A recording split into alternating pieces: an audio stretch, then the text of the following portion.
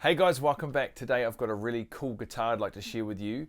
Just for a bit of context, my wife and I run and own our own small business, building effects pedals, repairing and modifying guitars and amplifiers. We also have a small selection of secondhand instruments, so we get a little bit of stuff come through, and quite often they have a bit of a story with them. Now, I'm a bit of a skeptic at the best of times, but I do like a good story. We had a guitar come in a while ago that was Brian Jones, one of the original members of the Rolling Stones. It was one of his guitars. That was just for a repair.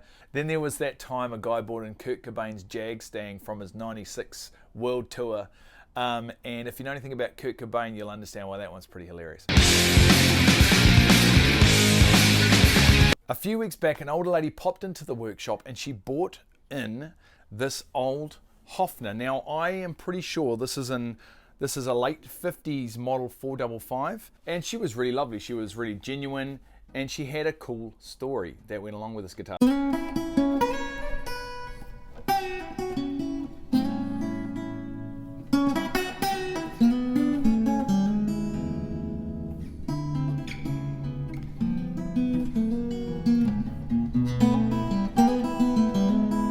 She said she was moving to Australia to be closer to her son. She was retired, and her ex-husband is Paul Hewson, the keyboard player from Dragon, and this was his guitar. And when it came in, it was in an absolute state. It was completely unplayable. The neck was off. The bridge was actually inside the guitar, luckily, so that was great. But she did not want it just to go to waste and get chucked in the skip. Paul had actually given this guitar to his son Daniel, who's the young boy from Australia, well, probably not young now, and he said, look, just throw it away. It's in a bit of a state. Let's just chuck it out. She brought it in and said, look, just get it going, and you can have this guitar. If you can get it working again, it's yours. So I was like, cool, that's great. So I went on a bit of a scout around to see what I could find out. Everything she told me about the guitar matched up with Paul Hewson from Dragon. So I've heard a lot of stories, and her one sounded extremely legitimate. The problem is we don't have any photo matching. I don't have Paul playing the guitar. Paul was a keyboard player, and he did play guitar, and he did write a lot of Dragon's big songs like Are You Old Enough and April Sun in Cuba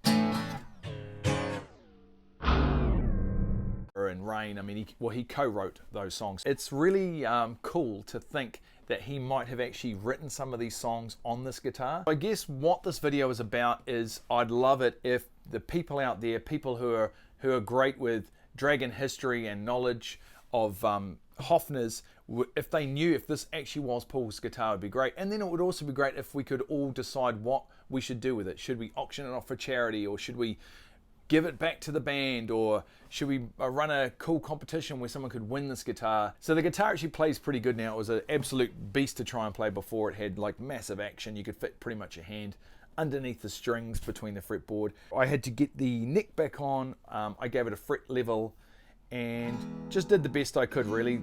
It's a non-adjustable truss rod. I think it came out pretty good. It's actually pretty playable. I hope you really enjoyed that, guys. One of the coolest parts of my job is old instruments coming in. It doesn't matter whether they've got a cool story or not. I just love old instruments and sort of the history that's in them, all the scuff marks and all the wear and tear. It just makes them really, really special. Please subscribe. We've got a few cool videos coming up, so make sure you don't miss those, and we'll catch you on the next one. Cheers.